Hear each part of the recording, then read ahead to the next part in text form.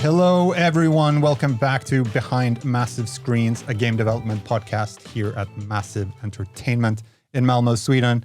My name is Petter. I don't think I've ever said my name on an episode, but my name is Petter. Oh.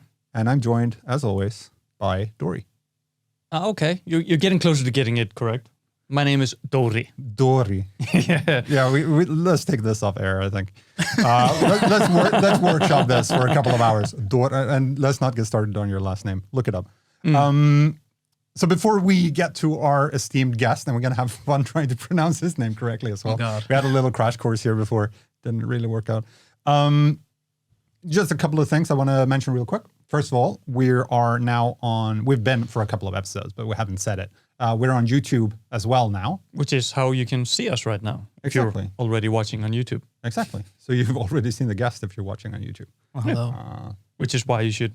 Okay. The mystery man in the corner.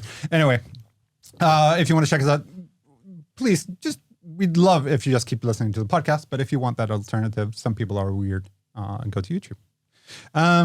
And also, speaking of YouTube and stuff you say on YouTube, but for podcasting, please rate and review us if you feel like it.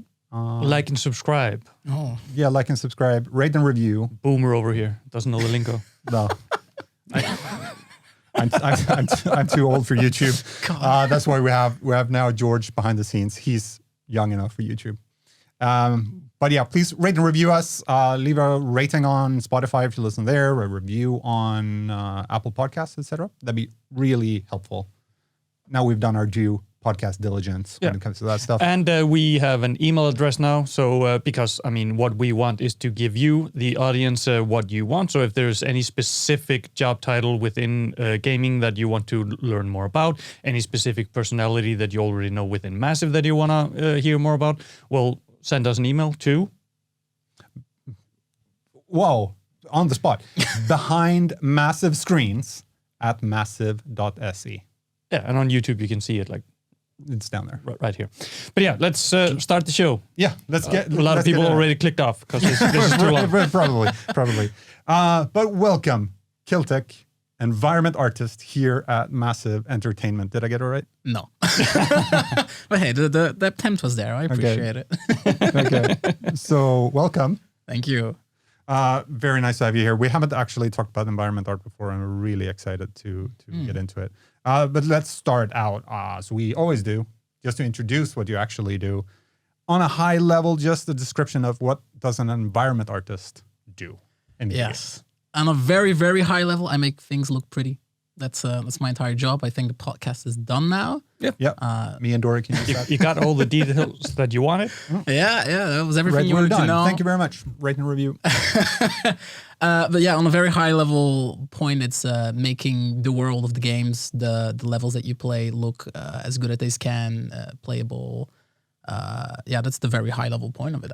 There's not so much to it to explain to that much in high detail. So if you go in depth, there's a lot more to it. But in high detail, make things look pretty. Yeah, and in a studio like Massive Entertainment, which is known for its open world games, that is a big task because making a world in a linear game, you have a lot of corners that you can cut. But in an open world game, you need to make stuff look good from all angles. Exactly. Yeah. If you, especially in nowadays, the games, all angles also become the sky. So that gives it another form of, you need to pay attention on your roofs, for example, where before you could I'm going to cut a corner here. We're going to save some performance here. We're not going to put in a roof on this. Yeah, that's not a thing anymore. We are definitely going to go in depth of what you do and kind of look at those roofs a little bit more in a while. But first, we just want to know as well, how did you end up at Massive Entertainment? How did you end up in the industry? And how did you come here? Because I know there's a couple of interesting things in your history that we would love to talk about. Yes. Let's start from the beginning. Oh, God. The beginning, 24 years ago, beginning. I was born in 1998. No, the very beginning is I guess it all started with Legos for me. How long do you want this story to be? Let's go. Yeah, we got about an hour. Oh, okay. Yeah, we're gonna have to book a little bit more time. But it all started with Legos. It sounds a little silly if you say it out loud, like, "Oh, I played with Legos, so now I'm in the video game industry. One-on-one connected us too, right?" But I just really loved making things, and I after a while stopped even following the plans of the Lego sets because I was a rebel, of course. After years of playing with the Legos, I discovered the beauty of the computer, and I discovered video games. And the one video game that I did discover was Minecraft, of course. Kind of goes hand in hand, yeah. Yeah, and I did a lot of building on there, and I on a very high level, it is kind of the same as making environments for games, because I was making worlds and I was working together with YouTubers and was even making money out of it. It was kind of a job for me as a 15, 14, 16-year-old, making those big bucks on Minecraft. It was amazing. And that developed me to going into wanting to make it into a job, because once I realized that I could make money out of creating things, I was like, oh, there should be like something more. And then I was like, oh, video game development. Yeah, that's kind of what I want to do. That's kind of where I'm at. So I went to my parents and I asked, hey, there's this digital arts school, a high school in Belgium. It was called Digital Arts, Film and Entertainment. And I wanted to go there, but the school at the time didn't have quite as good as a name, the school itself. There was a little controversy. I don't know exactly what it was. I was too young to even understand. But the school didn't have that great of a name. So my mom was like, no, if you want to do art, you can do some architectural arts. So she put me in a school. That does kind of make sense with the Minecraft thing as well. It made sense. The architecture, the building, everything kind of aligned. It was like, I'll take it. I'll take what I can get. So I started my studies there, and it was a lot of sculpting with clay, traditional mediums, and all this kind of thing, but nothing digital, which was always like kind of the thing that I wanted to do. I wanted to go digital. And the school year went fine. And at the end of the school year, we had this parent meeting. And I casually brought up, hey, I want to change schools, And my teacher kind of looked at me and said, like, oh, yeah, no, if you change schools, you're going to like throw everything away that you've been doing, and like you're not going to make it. Very soul crushing for kids to hear. Kind of awful, actually. Yeah, that's an awful thing to say. I still thank her for that moment, because that's the point that led me to here. So the rebel came back. Thank you. Look at me now. If you're watching, thank you for telling me I wasn't going to make it. Thank you. Because after that, my mom took me aside after that parent meeting, because my parents were there, of course, and she was also like, okay. A little bit of sass in there. And she took me aside and she's like, oh yeah, you're going to that other school. And I'm like looking, oh, really? Oh, that's amazing. So the next year I went to that other school. And I started my my career. I want to say career, but like the start of the career started there, right? Started learning 3D modeling, 3D animation, everything about digital media, and also film. But the film wasn't really what I wanted to do. But our later years were split into two kind of things. You had like web design or film, and then I went to web design because it felt more close to game design. And my high school ended with a final year project, which is an entire year that you get to make a project. And you kind of make a proposition, you show it to the teachers, and they're like, okay, you can do this, or you can't do this, do something else. And I proposed, hey, I want to make a game. And then at first they all kind of just look at me like, oh, really? Because we don't teach that here. Because it wasn't the game design school, right? So they didn't have the knowledge about how to make games either. So they just kind of told me like, hey, if you really want to do it, do it. We're not going to be able to help you that much, but go for it, And I took that challenge and I was like, yeah, okay, sure, let's do it. And worked on it an entire year. Tons of YouTube tutorials, like tons of it. What did you work in? In Game Maker Studio, Okay, the one engine that I was able to learn because it was 2D pixel art, and I did not have the vast knowledge of 3D engines. So Game Maker Studio was my to-go engine for my very first project, and it went pretty well up to the point where my teacher in the second semester of the year kind of discarded his original teaching plans and wanted to teach the class how to make a game. So that kind of resulted in both of us teaching the class because we had kind of the same knowledge. So people were coming to me like, hey, how did you make that character jump? I'm like, oh boy, I can't remember. There was a lot of things going on there. But that really opened a doorway for me to go to game design, because my teacher there then also told me like, hey, there's this school called Digital Arts and Entertainment in Belgium that focuses on specific game design. I was like, wow, that's perfect. I mean, choice made, right? Just go there, just start in the game industry immediately. And I started that game design school. Did it in 4 years. And the last year is like a final project where you make a game in a group, and then a internship, right? And for my internship, I went to Brighton, England, to Electric Square. I learned a lot there, but it wasn't really for me. It was a great time, but personally, the country wasn't my kind of cup of tea, to say, England. So I went back home and I was like, I don't really know where to go with my career or what I want to do. So I wanted to go for a small indie studio close to home. I just finished school. Like, I don't want to go far away. And it happened that a company at the time, a small indie company in Belgium, contacted me saying like, hey, do you want to work for us? And I'm like, wow, everything's falling together. This is great. And then they asked me, hey, do you want to do an art test? I'm like, sure. I make the art test, handed it in. Other people were also applying for the job, of course. And eventually I get the email back saying, hey, we decided not to go forward with you, but with somebody else. And I was like, okay, that's fine. It's the industry. It's competitive. Everybody makes great art. And I asked, hey, but can I know what I could do better? And they came back to me with the most peculiar, odd feedback I've ever heard in my life. And it made me so angry.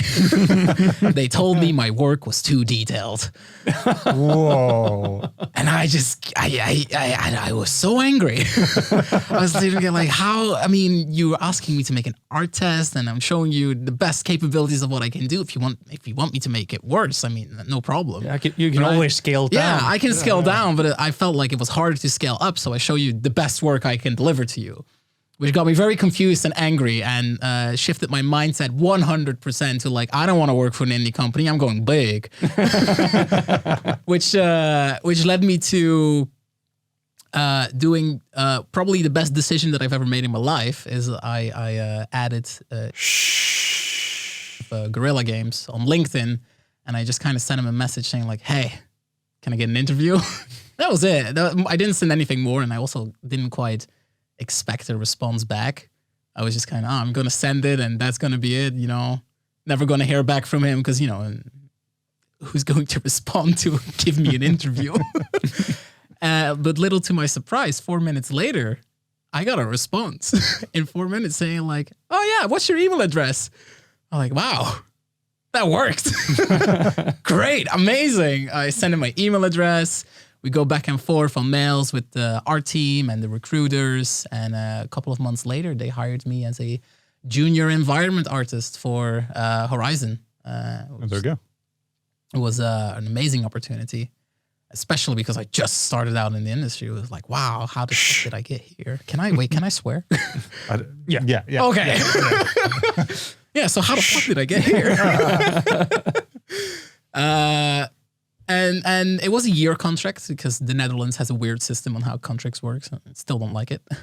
But it was a year contract, and at the end of the year, my contract was getting at its end, and they couldn't extend it for several reasons.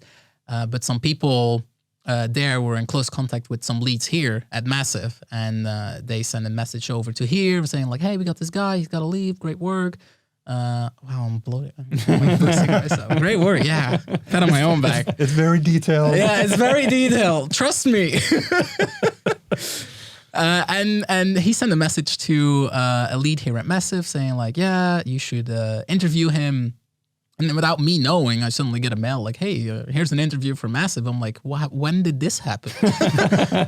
You see him coming from behind his desk. He's like, hey, I sent some messages. I'm like, thanks. I didn't even know what I was going to do. Go back to Belgium, Right. Didn't go back to Belgium. And did the interview, did an art test. They were very happy with the details in it. So it's going to be a reoccurring thing. I think so too. It's going to be the standing yoke all through the episode.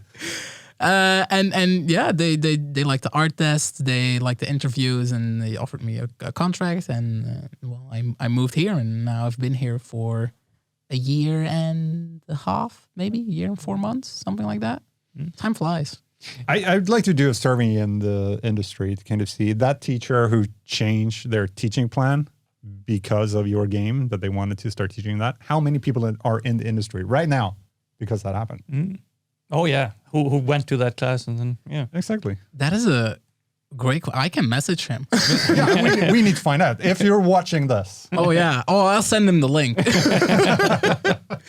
Now, I mean, such a great story and so many things that I want to unpack there. But like the through line is like, this is the exact reason that I wanted to be a part of this podcast, because one of the number one questions that I get and comments that we get on YouTube is like, oh, how should I get started in the gaming industry?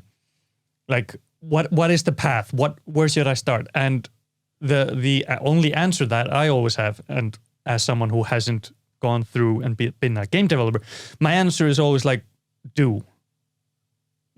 Find your passion and do, and then work your way through it and find and that is like exactly what you've done, starting from Legos and Minecraft, and then just kind of forging your path towards what you wanted to do. That's fascinating. Yeah, everything just kind of fell together for me. I mean, I never say.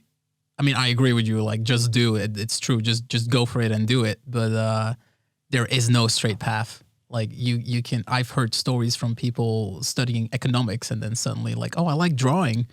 Well, here I am, concept artist. Yeah. You can just look through, go through the episodes we've done, both this and the project we did before, and just hear the various. Like, some people come like from different schools and they've gone through that. But others just come from these random directions and ended up like doing 3D modeling for mining companies at one point, I think. And then all of a sudden they're here. It's really, and I love the Minecraft thing. That's what I really wanted you to bring that up, because I think it's a generational thing as well, right? Yeah, absolutely. You and a generation can actually get started in actual games like Minecraft. For me, that's still something that's fairly new. I'm much older than you were. So it feels weird that we're ended up in this point now where people actually get started in that game to this degree and actually made money selling buildings in Minecraft. Yeah. I made the big bucks. For YouTubers? Oh, yeah. How old are you? Oh, I'm 24. Oh, God. Just turned 24 in October. No, but it's super cool to see, because it's just such a different thing. Even though you went to school afterwards, like getting started in something like Minecraft. Yeah, it's like a foundation. Like it's weird to think about, but there are like these communities in that game that actually develop games in the game, which is very like weird to think about. Like one of the most popular servers in that game has their own modding community and like game design community who come up with mini games the entire time, and they've gotten so far that they actually developing their own game right now. Right.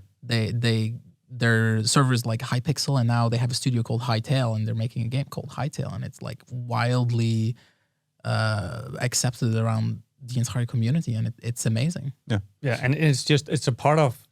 It's like it's an interesting progression that I've been kind of looking at for.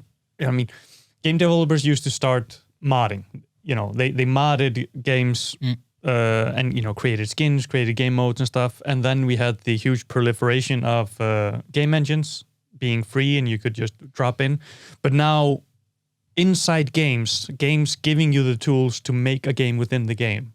It's just like it's constantly evolving and giving an easier platform every single time to a new generation.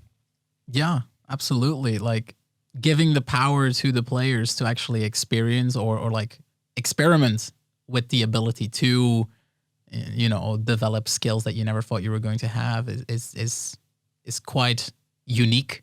Yep. It's definitely for this time and age. Like who would have thought 20 years ago, go into a game, develop some skills and make a career out of it. Yeah. And it's perfect for you as well. Like we're gonna delve into environment art very, very soon. But I guess that's a good, as you mentioned, as well for Minecraft as a beginning to actually create these, like not only how cool it is to get started on a game design journey, but just the creative skills and the creativity that you're able to unleash and actually create these buildings and environment for other people is really interesting as well. Just the kind of tools that game gives you. Yeah, like in general, when you think about it, it's like a game of cubes where you make houses. But after a while, when you've been doing it or when you've been playing that game for so long, you start to think of like, oh, what composition could be really cool here? And you think to yourself, where did I learn the word composition? When did I start doing this? How did I think about this? Reveal points? What? What is going on here? Oh, what if I place a door here to block this off so I can make my exit way cooler? And it's like you start thinking about these things that you never ever thought about, and it just it makes your entire project like go to the next level without even realizing it is. And I'm sure that like hundreds of thousands of players have gotten these skills just by playing. Yeah. Yeah, I can't get further than building a square house made out of rocks in that game. So I'm so impressed to see. That's okay. I can teach you some tips and tricks. Awesome. Oh yeah. That's about a massive Minecraft server. Oh yeah. Yeah. I'm in. Doris up for it. All right. Environment art, though. You said you make things pretty, but obviously you make things pretty in the environment. Yeah. Did you see that reveal coming? Wow. Yeah. That was a build-up. But what kind of, we have a little list of stuff here we're going to talk about, but let's start out with kind of, you have nothing. Like what kind of information do you get? Like, okay, so we need the environment for this place. How do you get started? Where in the process do you come in? What other teams do you work with, for example, to actually know what you're supposed to make pretty? Yeah. Most of the time we come in a little bit later because you first have narrative teams making like the stories and the ideas of the places that are happening, what happened in them and everything. And then you have the level designers who make a block out of those locations. Where you then get a gray box area and they hand that over to us and they're like, here is your environment. Now work with it, make it look pretty. And then you go in phases, making it first an acceptable first. It's still kind of a block out state. It's like actually blocking out the big shapes. It's like, okay, here's the shapes of the landmark, the eye catchers and everything. It's very broadly looked upon. Like if you look from a far distance, it's the only shapes you're going to see, but those are also very important because that's what makes it unique, right? And what makes it stand out. And then after you're kind of done with that phase, you start iterating in that environment and start blocking out like groups of or clusters of props and set dressing and everything, and you go in further and further and further until you reach a polishing phase where you're really going into the nitty-gritty of I'm going to place a piece of toilet paper here on the side because there was a man running from left to right, and you make these stories in your head to make those environments come to life, right? And that's, to me, that's the most fun part. It's the last part, right? Where you make those stories and then you work together with narrative design, because they come up with the characters in the buildings. They're like, oh, this character has a crush on that character. And you're like, okay, with this information, I can now make my own stories of like what happened through the environment. Right. That must be a skill in itself. I think like block out like the gray boxing of an area where it's just, can you just like squint and kind of see in front of you? Because that has to be a skill in itself, being able to take what looks just essentially, it's called gray boxing for a reason. It's just great boxes in a gym essentially. Are you just able to squint straight away and see like, this could become, or is it something that over time it grows from the original block? I would say it could be a complete mix of both, right? Because we also have concept artists, right? Who come in with like, we heard about your great idea here. Here is our version of this great idea. Now make it, you know. And concept art, make this thing into the game. Yeah, just take this and then make it 3D. Simple, Okay? simple, right? It's as simple as that. You just do it. You know, it's fine. There's nothing to it. But yeah, they come in and that helps tremendously in lots of situations, right? The level designer would look at that and they're like, okay, there's a big shape here, there's a big shape there. And then I come in, I look at it, okay, there's some detail here, there's some detail there. And you just kind of copy it as close as you can, because most of the time a concept artist is approved by art directors. So there's a lot less iteration that you need to do. And then it goes very smoothly. But there are also situations where you don't have that concept art and it's a lot more loose, and also like you get a lot more creative freedom. There's still this overall idea you want to convey of the location that you're working on, but the way that you get to that end point is a lot more creative, and you can work a lot more together with the level designers themselves. Like, oh, what if we like add an extra path here? How would that work out? And then there's kind of this conversation you have that kind of ping pongs back and forth of the level designers and the level artists and everything. And other teams, of course. Okay, so it's not like a top-down design where the level designer has all the paths set out and then you come in and make it pretty. It also can go back if you make something cool and they think, oh, we can make a secret tunnel or... Yeah, absolutely. I mean, they will come in with their design and a lot of the situations, that's what you go with and you make that as good as you can. But there's also situations where they come with that design and you just have this crazy, stupid idea where you're like, I want a dragon here, you know? And then they're going to be looking at you, a dragon, make it two, you know? And then you get this conversation and eventually... That's how Skyrim happened. Oh, yeah, absolutely. I'm sure. We only have 3. Can we have 10? Sorry. Yeah. And you just get this conversation and most of the time it's for the better. Because collaboration means, you know, the best thing that you can get in the end. Right. Now, I always feel like great art comes out of limitations as well. Because you're talking about you want to make things pretty and detailed, but then it needs to run on the systems. Yes. So how do you tackle that in terms of, do you already have in mind when you're designing the environment of like, oh, I can't spruce up too much here because, you know, I'm going to run into issues? Or do you just make it as polished and cool as possible and then start taking things away? Yes. Well, there's multiple ways to approach. Like, I feel like I'm going to say this a lot. There's multiple ways to approach it. And that's because it's true. There are artists like do exactly what you said, is like they bring it to the best possible way that they can and then go back in and remove a lot of things, which is one of the ways that I like to work, is I make it as good as I can and detailed as see what's going on here, as detailed as possible. Yes. So yeah, I bring it to the best possible state that I can get it, and then I go back in and do a performance pass, as if you would like to call it like that, and I look at my entity count and see how many unique assets I'm using. If there's, for example, an asset I'm only using once, that is taking up performance because it needs to be loaded in. The texture needs to be loaded in. If it's only used once, it's kind of a waste. So then it's better to just get rid of that asset and replace it with something that you've already used before, because that asset is already streamed into the game. Right.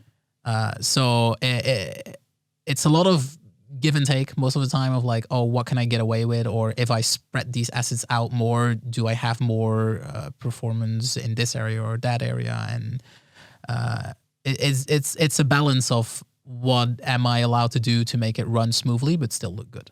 Yeah, and one thing that you mentioned there, using an asset once can seem like a waste, which means that you want to be able to reuse assets and merge them with others to create new assets.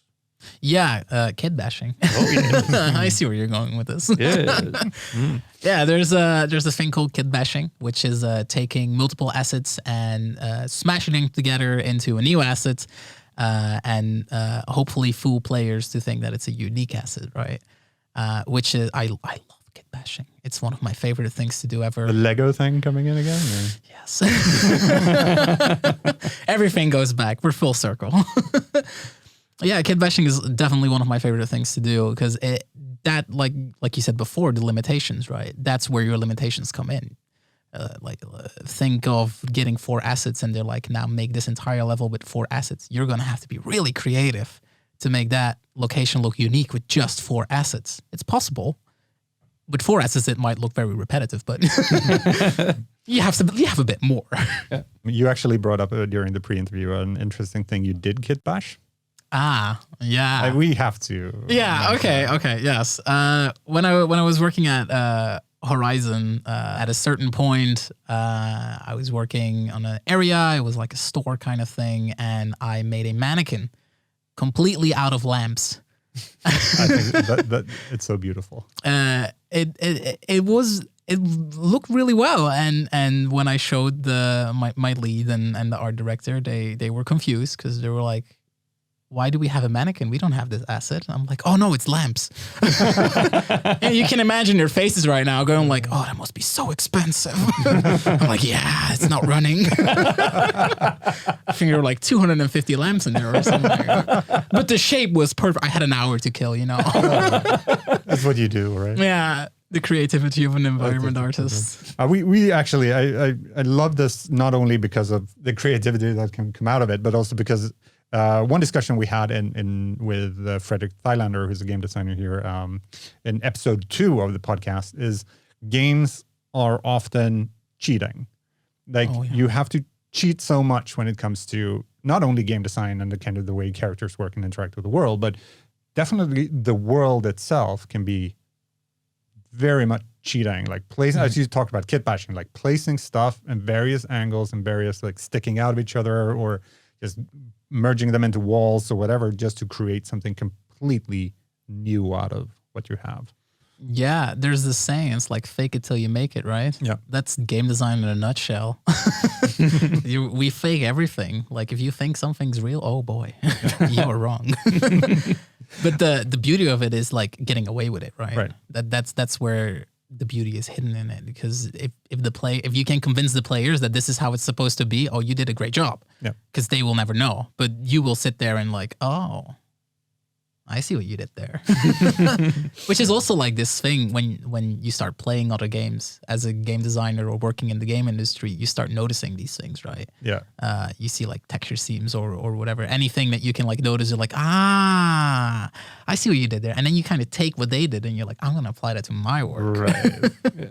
I had the same thing after I went to film school. I stopped seeing movies the same way because now I'm constantly looking, oh, there's a light there, 3-point lighting, and like, oh, what lens are they using? It's like I analyze films as I'm watching them. So is it the same for you when you're playing games? You're kind of analyzing how did they get the performance in this area and start like, oh, there's a repeated asset. Or Absolutely. In Belgium, we have this term called beroepsmisvorming. Right, it's like a job malfunction. It's kind of you take your job with you wherever you go, and it's kind of this thing where I'm walking on a street and I'm like, wow, how could I make this door? How many polygons would this be? If I open this, what kind of access do I need? And you start analyzing everything, and that's the same in games. You're like, oh, why is there an arch here? Oh, it's to block off the view so that if you rotate around the corner that you have this reveal, right? You analyze everything. And it's a blessing and a curse because you can't enjoy the same games anymore as you used to. Do you ever get to move in a game? You just get stuck somewhere and just look around and kind of see. I play a lot of competitive games. Right. And So there's you're just standing there getting shot. there's been moments where I've been staring at a rock. I'm like, wow, the detail on this is incredible. And you get shot in the head, and you're like, damn, didn't think about that one. Yeah, we've had the discussion with guests before as well. That especially in movies, people that have been as you said, like in film school or animation school or similar, watching a movie once just to do that, like get the analysis out of the way. That's done. Okay, let's watch it again and actually enjoy the movie now. Yeah. So I guess that makes perfect sense. Yeah, I mean, I remember I read about the 3 C's once, just like a very detailed paper about why doors are always taller in games, in third-person games. It's so that the camera can go through without tipping. And it's like, now I always see it. Yeah, you look at the door, you're like, I know what's going on here. All Division 1 players are going, are they talking about weird doors? And I see George, who's been with us since the Division 1 days, going, yep, where's the weird door? You'll never know. Okay, so let's get back to the kind of, I guess, the Lego stuff. Look, I'm so excited. How do you get the stuff into the game in the first place? The Legos? Yeah.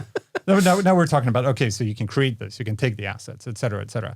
But how does it practically work to kind of populate a level, say, with the environmental props? Right. Well, well, I can only speak about the companies that I've worked with, of course. But like, I'm assuming that most companies just have an asset browser or like a overall level where all their assets are displayed, and that's kind of where you go in and you look through the assets that are there. It's kind of like shopping, you know. You go through your list of everything that you have. You're like, I like this, drag and drop. Okay, now I have this. What can I do with this? Right. And you just kind of continue shopping until you found all of the assets that you need, all of the items that you need. You put it in your shopping cart. You go to the checkout. You check out, and you put it all in your own house, your own level, and you start building new things with it. Right.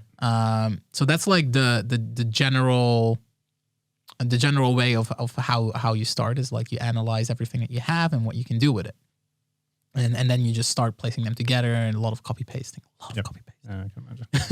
Yeah, but how do you start that process then? It's like now we're really down into practical stuff. Like you have the block out, you have your assets. You know, okay, I'm going to create a hallway. Yeah, a cool looking. Obviously not a game designer or an art director. It's going great. Or a Continue. level designer. Don't play any games I make, obviously. No, but you have a location. You're gonna create something with it. How do you like just start dragging? Like grab this, place it there, start manipulating, and then can you just build upon that, like throwing stuff. Well, if you want to throwing stuff, very just randomly put you know them what there. I mean. If you want to take the hallway that you're saying as an example, you start to think what is in a hallway, right? And there is a lot more things in a hallway than you're thinking of. See, this is what I was thinking. I knew what I was doing. Oh, okay. You were forcing me. So yeah, if you think about a hallway, what is in a hallway? A hallway has doors. What does a door have? You're analyzing everything now. What does a door have? It has a doorknob, a lock. What else is in a hallway? You have light switches. You have a trim of a floor, trim of a ceiling, the ceiling panels. What is beyond the ceiling panels? Is there pipage? Is there anything connected to that? Is there a fire alarm? You're making a list in your head of everything that could possibly be in a hallway, and that list is always a lot longer than you think. And that's where you start blocking out your own assets, like we said before, right? Because most of the time you won't have all of the assets that you'll need. Most assets that you get are like the generic assets that you can use everywhere. But now we're talking about specific things. Right. So if you go to specific things, then you're going to want to block them out, make a request to your prop team, or in some cases, in smaller companies, environment artists make the complete asset as well themselves. Here at Massive, for example, that's all split up. We have level artists, tech artists, prop artists. So it's more split up. Everybody's more focused in one specific area of expertise. Yeah, exactly. The AAA. Exactly. And most most AAA studios are like specific expertise focused on one specific job, and you get really good at that. But in some smaller companies, an environment artist does does everything from lighting to asset creation to texturing. Right. So it's a great skill to have, obviously. So making those blockout assets, and the more detail that you make them, the easier the job gets for the prop artist, because they have a better idea of what you're actually trying to make. Right. And yeah, once you have those blockout assets, you can start populating your hallway with everything that you want in a general first pass of, okay, I want a door here, I want a door here, and continue like that. And if you're happy with it, you can continue to a second pass. You can go to an art director or your lead or even your level designer and say like, hey, can we go over my amazing hallway that I'm making and see what we can improve here? That's kind of your first steps, right? It's iterate and improve. And the more feedback you ask, the better your hallway would be. It's always feedback.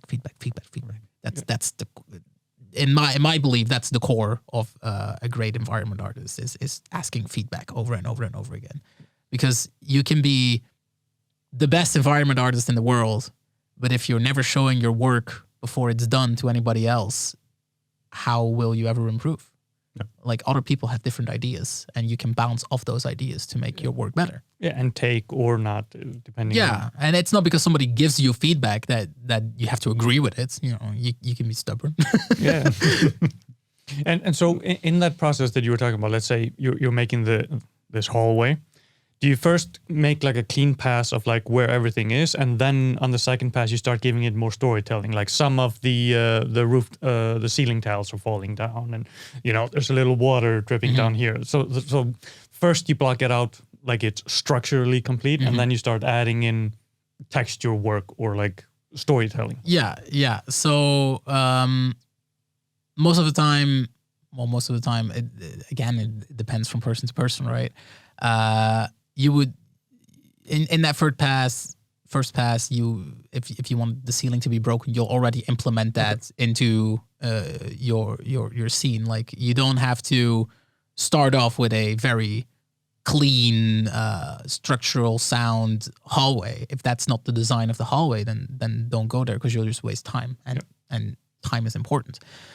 So if there's a hole in your ceiling, make that hole in there. It doesn't have to be perfect yet because it's your first pass, but your idea needs to come over in that first pass, because if it's not there, your next passes are going to be kind of useless, because you're going to have to go back into your design, you have to rework it, and then you're back at square one, and then you did all of that extra work for nothing. And then after your entire design is done and it's approved and everyone's happy, then you go in and start detailing it more. And like you said, adding textures. We have decals, right? It's like this texture that you put on top of your assets to make them look dirty, or like have what's it called, leakage on the top of your walls or pipes. You just have these small texture assets that you can place everywhere to like add more grunge and detail to your entire scene. Yeah. And now when you're working on populating it and you go to the asset browser and you can't find the asset that you want, so you add in a couple and you kit bash something, but it's not quite working. Then what? You send it to a prop artist and like, eh. There's two ways this can go. Either you give up. Yeah, you give up. You kill your darlings, right? Don't get too attached to the work that you make, because things will change. So either you actually just give up and be like, okay, I'll replace it with a different asset, the other idea. Let's continue. Or if the time is there for the prop artists to work on it, you can make a request and say like, hey, I really tried, but it didn't quite work out how I wanted it to. You're like kind of better at this than me.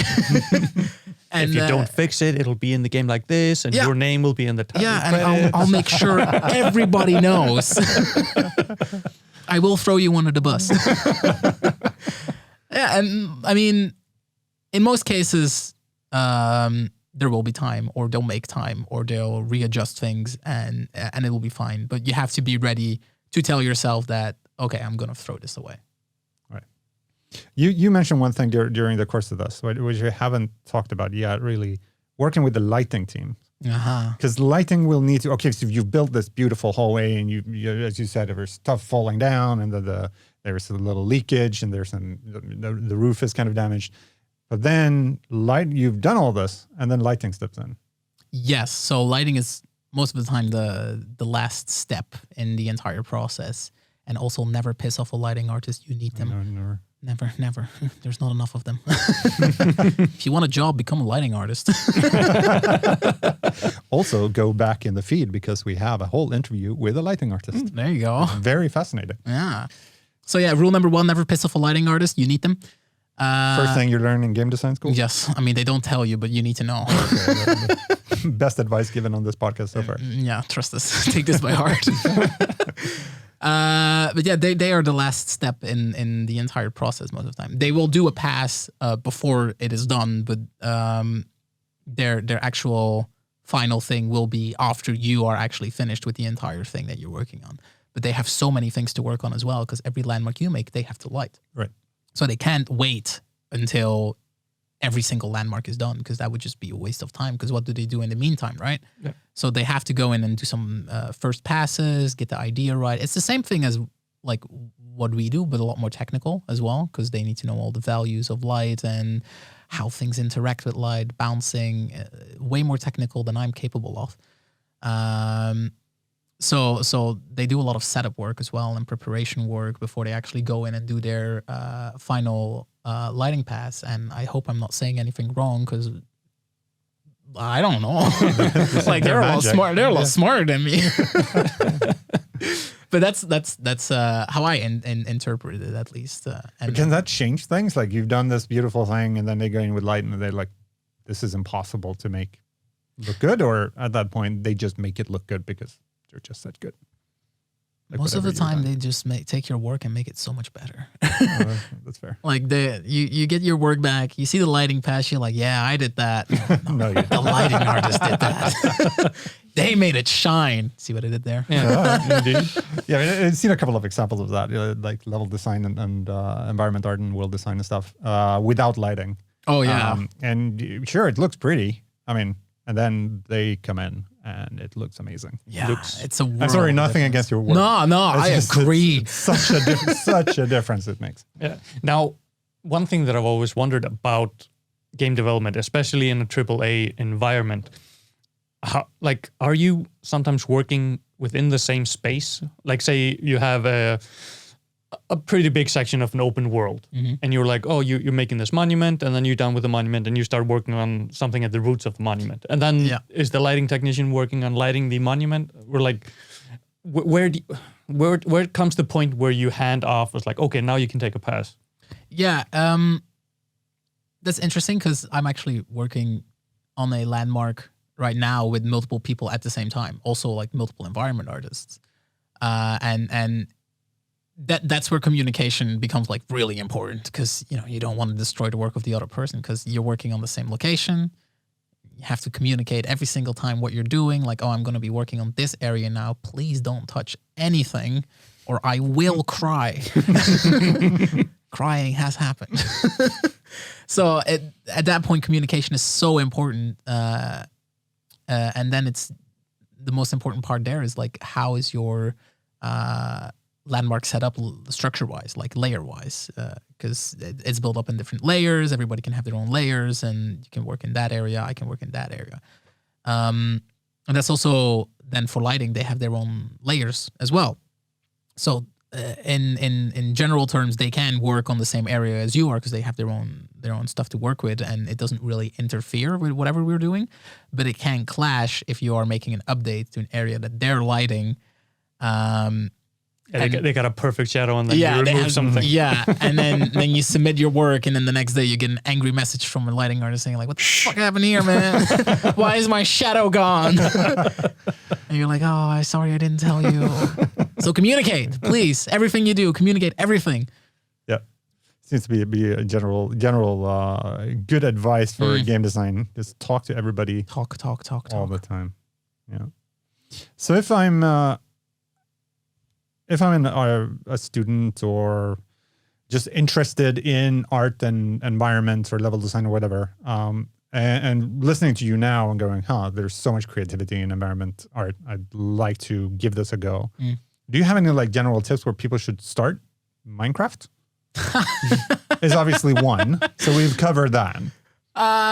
General tips where they can start. Well, I mean, like you said, I guess any creative space that you can find, use that to actually be creative, right? If you want to be a concept artist, draw every single day. Buy a sketchbook, draw on the train, draw on the bus, practice. What was the question? If I want to get started in environment design, yeah, okay. like, So where do I start? Okay, so we're taking you as an example right now. Okay, so go to a recruiter. I can give an. I'll go to HR. They sit just next to me. You're like, hey, I want to be an environment artist now. Change of career path. No, but because I'm thinking about like how difficult it is, but at the same time, I tried modding in Dragon Age a long time ago. So I booted up. And I have my character and standing on a field of grass, and I'm looking around and realize everything is just empty. There's so much work to be done here. So I quit the modding tools and never went back. But if I actually would have committed, where should I have started? What should I have done at that point? Well, it's a very daunting thing, like starting. Yep. You know, I have that same problem as well. When I want to start a new project in Unreal or whatever, you know, I open up my engine and it's empty. Yeah. And that's very daunting, you know. You don't know, like, what am I supposed to do now? Start with an asset, start with a light? I don't know. Yeah. So greatest advice I can give you there is just start. Yep. Like there's nothing more to it than just starting, because it's getting you in a flow.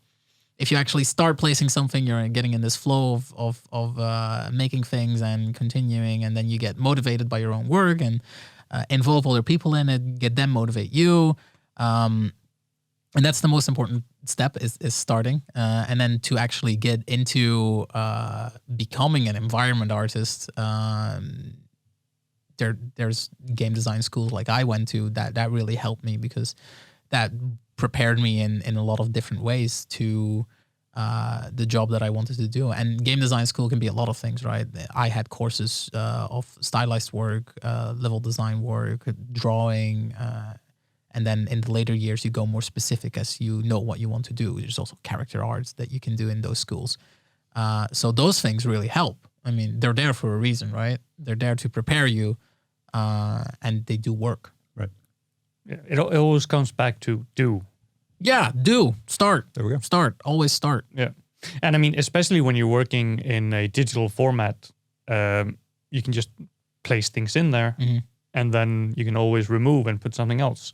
But, you know, it's the fear of the blank page. Yes. Yeah. It's like if I were writing a script, I just start writing my thoughts, and then, you know, I go back and it starts forming as I'm writing it. And I would like to think that the process is kind of the same. You start throwing stuff in there, and it's like, well, that doesn't work. You move that, and it gets a little bit better every single iteration. Hopefully. Yeah, absolutely. But that's the thing, right? People are afraid that their work is going to be bad. Yeah, and it will be, but then it's going to be shit. But that's okay. Keep polishing, and eventually. Yeah, exactly. Like it's the same as the first draft of, like you said, the script. Like, nobody knows where to start. You just write whatever you want, and then you read it back, and you're thinking to yourself, what the hell did I write down? This is terrible. That's the same with environment art. The first thing you're going to make, it's going to look like shit. And then you're going to go back in, and you're like, okay, I can move this, I can move that, and then that makes this composition better. And it's this iteration film. That's why we also have different phases in the industry of or block out and polish and everything, because we don't make good stuff at first either. It looks bad, but we iterate on it. We make it better as we go. Make it more and more detailed. Exactly. Thank you so much for being here today. I think we learned a lot about how it works. Now I'm going to go look. Next time I get to play a game, it never happens because I just got a kid, so I never play video games again. Look for the tall doors. Yeah, I'm going to look for the doors. I'm going to look for the kit bashing. And yeah, you just ruined video games. Oh, you're so welcome. If I can't enjoy them, you can. But thank you very much for coming, man. You're very, very welcome. Thank you for having me. Absolutely. Thank you all for watching and listening. And remember, of course, to like and subscribe. rate and review, send us an email. Yeah. And we'll see you on the next one. Bye. Bye.